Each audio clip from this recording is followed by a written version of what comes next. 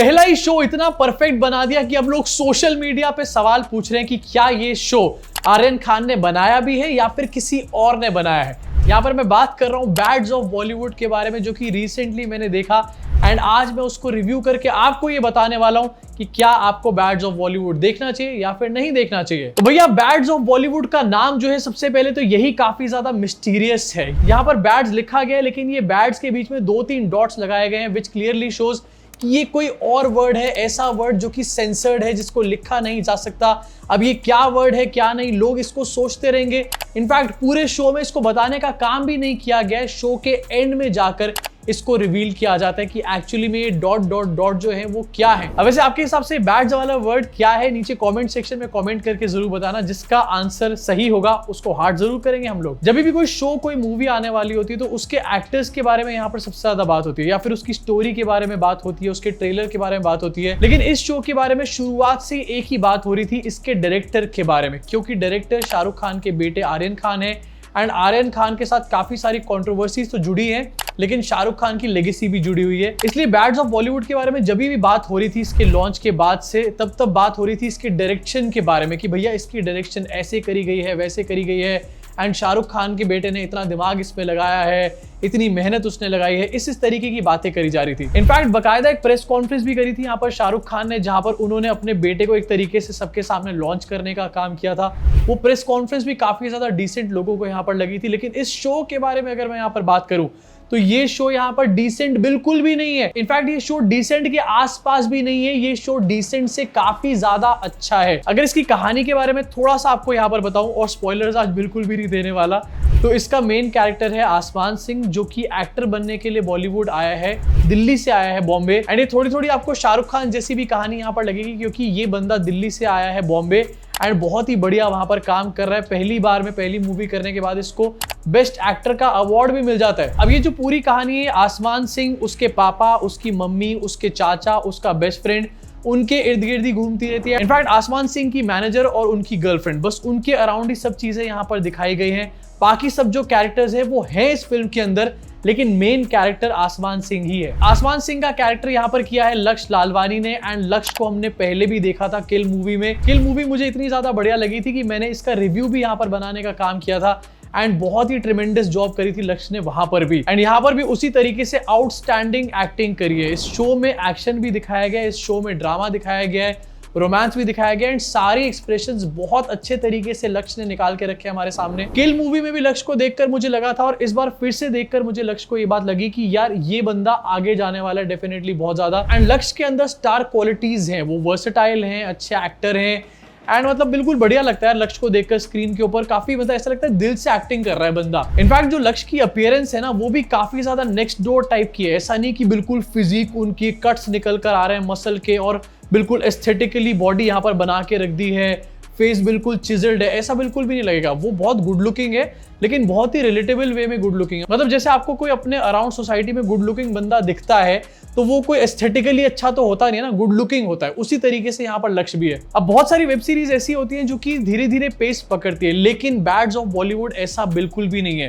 First episode के first 5 minute से ही एकदम से आपको यहाँ पर ग्रिप कर लेगा एंड उसके बाद से आप इस शो में पूरी तरीके से घुसते ही चले जाओगे। बहुत सारे साइड कैरेक्टर्स भी है, जैसे कि मैंने आपको बताया कि लक्ष्य की मॉम है, लक्ष्य के डैड है, लक्ष्य के चाचा और लक्ष्य का बेस्ट फ्रेंड भी यहाँ पर है। उनकी स्टोरी यहाँ पर दिखाई गई है, लेकिन लक्ष्य के साथ चलते चलते ही दिखाई गई। ऐसा नहीं कि उनका सब प्लॉट यहाँ पर दिखाया जा रहा है, अलग से ही उनकी कहानी में कहीं पर खो गए। एक एक एपिसोड किसी यहाँ पर सपोर्टिंग कास्ट को दे दिया गया और उसी में वेस्ट किया जा रहा है, ऐसा बिल्कुल भी यहाँ पर नहीं है।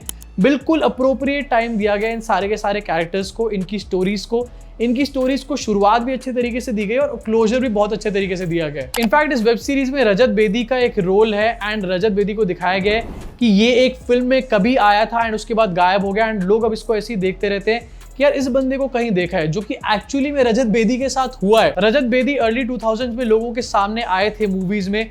इनफैक्ट कोई मिल गया में उनका बहुत बड़ा रोल था, लेकिन लोगों ने उनको ज्यादा याद नहीं रखा एंड यहाँ पर उसी चीज को दिखाया गया, लेकिन एक बहुत ही कॉमिक वे में। इनफैक्ट रजत बेदी ने यहाँ पर अच्छी एक्टिंग भी करी है एंड उनकी कॉमिक टाइमिंग भी मुझे काफी ज्यादा अच्छी लगी यहाँ पे। इनफैक्ट अगर कॉमेडी के बारे में कहा जाए शो को लेकर के, तो कॉमेडी बहुत ही ज्यादा नेचुरल थी, मतलब एकदम ऐसे स्मूथली आ रहा था कोई जोक और स्मूथली आकर के निकल के जा रहा था। ऐसा नहीं था कि कोई भी कॉमेडी सीन या फिर कोई भी सिचुएशन फोर्स करी गई थी शो के अंदर एंड फोर्स लग रही थी कहीं पर भी। सब कुछ बिल्कुल नेचुरल, बिल्कुल आ रहा था, स्मूथली जा रहा था। इस तरीके से आपको लगेगा एंड आपको उसको देखकर अच्छा भी लगेगा और हंसी भी आएगी। अब यहाँ पर अगर मैं डायरेक्शन की और आर्यन खान की बात करना चाहूँ तो ये आउटस्टैंडिंग शोज में से एक है। मतलब इस शो के शुरुआत में छोटा सा स्पॉइलर आपको दे देना चाहता हूँ। ये शो शुरू ही होता है एक एक्शन सीन के साथ जो कि एक क्लाइमैक्स है, लेकिन वो इस शो का क्लाइमैक्स नहीं है। अब वहां पर आपकी अटेंशन अपने आप ही बन जाती है और आपको इस सीन पे ऐसा लगता है कि यार ये तो थोड़ी डिफरेंट चीज मैं यहाँ पर देख रहा हूँ। अब इस चीज को सोचना और इस चीज को एग्जीक्यूट करना, ये दोनों ही डेफिनेटली आसान काम नहीं है। यहाँ पर एक डेफिनेटली अच्छा काम किया गया। इनफैक्ट अगर डायरेक्शन के बारे में बात करी जाए तो कहीं पर भी आपको शो ऐसा नहीं लगेगा जैसा मैंने बताया कि साइड कैरेक्टर्स को पूरा एक एपिसोड दे दिया है, या फिर कॉमेडी फालतू में ठूसी गई है यहाँ पर, या फिर एक्शन सीन्स या फिर रोमांस भी अगर मैं ले लूं तो उसको भी फालतू में फोर्स किया गया है। इनफैक्ट यहाँ पर न्यू एज रोमांस तो दिखाया गया, लेकिन कोई भी अश्लीलपना या फिर नंगापन नहीं दिखाया गया। बहुत ही सिंपल और बहुत ही ऑर्गेनिक तरीके से दिखाया गया। अगर कोई किसिंग सीन भी यहाँ पर दिखाया जा रहा है, आपको ऐसा नहीं लगेगा कि अरे यार ये क्या देख लिया, टीवी बंद कर देता हूँ, मम्मी पापा ना देख ले कहीं। एंड इन चीजों को अगर आप सम अप करके देखोगे तो आपको समझ में आएगा कि ये कोई एवरेज डायरेक्टोरियल डेब्यू नहीं था, ये डेफिनेटली बहुत ही अच्छा डायरेक्टोरियल डेब्यू था। और इसी वजह से शायद सवाल उठ रहे हैं सारे के सारे सोशल मीडिया पे कि क्या ये आर्यन खान ने बनाया भी है या फिर किसी और ने बनाया है। अब देखो डेफिनेट सी बात है कि आर्यन खान ने अकेले तो बनाया ही होगा नहीं शो। शाहरुख खान की टीम डेफिनेटली आर्यन खान के साथ यहाँ पर लगी होगी। जैसे कि अगर म्यूजिक के बारे में बात करी जाए तो यहाँ पर म्यूजिक अनिरुद्ध का है, अरिजीत सिंह ने गाने गाए हैं। क्या किसी ऐरे गहरे डायरेक्टर को यहाँ पर अरिजीत सिंह अपने गाने दे देगा पहली बार में? नहीं देने वाला।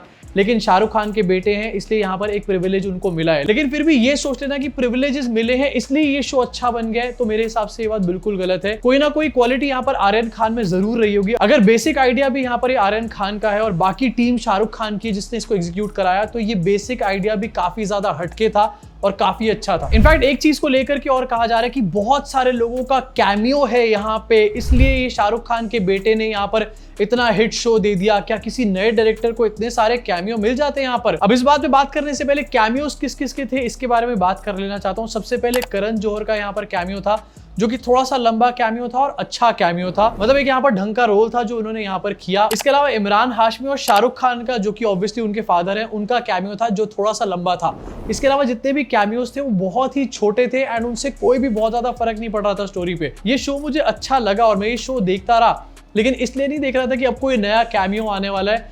मैं ये शो उसकी स्टोरी की वजह से देख रहा था, उसके फ्लो की वजह से देख रहा था, उसमें जिस तरीके से दिखाया गया था चीजों को उसकी वजह से देख रहा था। एंड डेफिनेटली ये सब चीजें कैमियो से रिलेटेड नहीं थी। इसके अलावा कैमियो में आमिर खान का कैमियो था, सलमान खान का कैमियो था, बादशाह का कैमियो था, अर्जुन कपूर का कैमियो था, राजकुमार राव का कैमियो था, और इस तरीके से आपको बहुत सारे कैमियो इसमें देखने को मिल जाएंगे। लेकिन फिर से ये बोलना चाहता हूँ, ये स्टोरी के ऊपर कोई इंपैक्ट नहीं डाल रहे थे। सिवाय करण जौहर के कैमियो के बाकी सब कैमियोज ऐसे थे जो अगर नहीं भी होते तो भी कोई फर्क नहीं पड़ता। इनफैक्ट अगर करण जौहर की जगह करण जौहर जैसा दिखने वाला कोई बंदा डाल दिया जाता और दिखाया जाता कि करण जौहर के बारे में बातें हो रही है, तो उससे भी कोई फर्क नहीं पड़ता। यहाँ पर करण जौहर ने कुछ भी नहीं बदल दिया। अगर करण जौहर ने कुछ बदल ही दिया होता तो भैया बॉम्बे वेलवेट चल जाती ना, सुपर हिट होती। इसके अलावा एक डायरेक्टर की बहुत बड़ी सेंस होती है, सेंस ऑफ म्यूजिक, और वो मुझे इस शो की बहुत ज्यादा अच्छी लगी। देखो यार, मैं इतनी ज्यादा तारीफ है ना किसी चीज की करता नहीं हूँ, मुझे एक्चुअली में बहुत अच्छा लगा। मैंने वन गो में ये शो खत्म कर लिया। मैं यूजुअली वन गो में कोई भी शो नहीं देखता हूँ। शो में म्यूजिक का बहुत इंपॉर्टेंट रोल था एंड शुरुआत से लेकर के एंड तक आपको सब जगहों पर म्यूजिक ऐप लगेगा। इनफैक्ट मेरा पर्सनल फेवरेट गाना इस पूरी वेब सीरीज का था गफूर। जाके सर्च कर लेना, यूट्यूब पे आपको मिल जाएगा। और गफूर सुनोगे तो उतना मजा नहीं आएगा, लेकिन शो के अंदर जब गफूर को देखोगे ना गफूर के साथ, तो बहुत मजा आएगा। अब देखो, डायरेक्शन तो अच्छी थी अगर ये आर्यन खान ने करी है तो, लेकिन इसके अलावा बाकी सब लोग जो एक्टर्स थे उनकी एक्टिंग भी काफी ज्यादा जबरदस्त। लक्ष्य की तारीफ की पुल तो यहाँ पर मैं काफी बांध ही चुका हूँ और ब्रोमांसिंग भी यहाँ पर काफी दिखी चुकी होगी आपको। लेकिन उसके अलावा आसमान का बेस्ट फ्रेंड परवेज, जो कि राघव जुयाल बने, इनकी एक्टिंग भी काफी अच्छी है। बॉबी देओल डेफिनेटली। आन्या सिंह जो कि लक्ष्य के कैरेक्टर की मैनेजर बनी है, इनकी एक्टिंग बहुत ज्यादा आपको अच्छी लगेगी एंड काफी ज्यादा एप्ट सा रोल लगेगा। आपको लगेगा कि यार अपनी टीम में ऐसा एम्प्लॉय होना चाहिए बिल्कुल। इसके अलावा सहर बांबा जो कि उनकी गर्लफ्रेंड और एक बहुत बड़े स्टार की बेटी बनी है, उन्होंने भी अच्छी एक्टिंग करी है। इसके अलावा मोना सिंह, मनोज पावा, मनीष चौधरी की एक्टिंग मुझे बहुत ज्यादा बढ़िया लगी एंड रजत बेदी डेफिनेटली, उनके बारे में भी यहाँ पर मैं बात कर चुका हूँ। इन लोगों की एक्टिंग बहुत ही जबरदस्त है एंड पूरा समा बांधने का यहाँ पर काम करती है। ऑल इन ऑल अगर यहाँ पर मैं बोलूँ तो बैड्स ऑफ बॉलीवुड एक बहुत ही एंटरटेनिंग वेब सीरीज है। आपको पता भी नहीं चलेगा 6 एपिसोड्स कब खत्म हो जाएंगे। ऐसा नहीं है कि आपको बीच में देखना पड़ेगा कि अभी कितने एपिसोड्स बचे हैं। आपका मन करेगा बस इसको देख देख के आज खत्म कर डालूं किसी तरीके से। एंड इसी साथ जाते जाते एक बात बोलना चाहूंगा, बहुत सारे लोग कह रहे हैं कि इतनी अच्छी वेब सीरीज है, आर्यन खान ने डायरेक्ट करी भी है कि नहीं करी है। आपको ऐसे आर्ग्यूमेंट्स के टाइम पर याद करना चाहिए DDLJ को, जो कि आदित्य चोपड़ा ने डायरेक्ट करी थी और उनकी डायरेक्टोरियल डेब्यू थी। आदित्य चोपड़ा उस टाइम पर बहुत यंग थे, उनकी पहली मूवी थी एंड अभी तक उस मूवी को याद किया जाता है। अब मूवी इतनी अच्छी बनी थी तो क्या इसका मतलब ये होता है कि आदित्य चोपड़ा ने डायरेक्ट ही नहीं करी थी?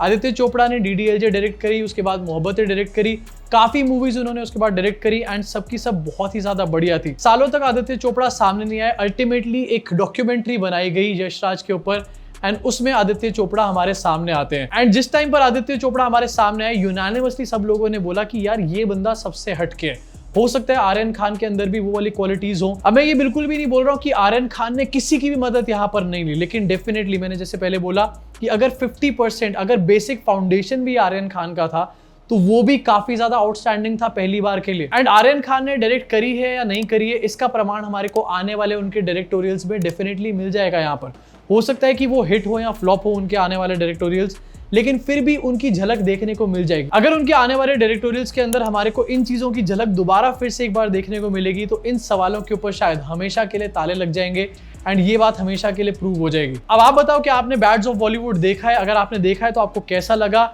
एंड आपके हिसाब से क्या ये आर्यन खान ने डायरेक्ट किया है या फिर नहीं किया? नीचे कमेंट सेक्शन में कमेंट करके जरूर बताना। और हाँ, जॉली वर्सेस जॉली का अगर आपको रिव्यू देखना हो तो भी मुझे नीचे कमेंट सेक्शन बता देना। मुलाकात करूंगा आप सब लोगों से इस चैनल के अगले वीडियो में।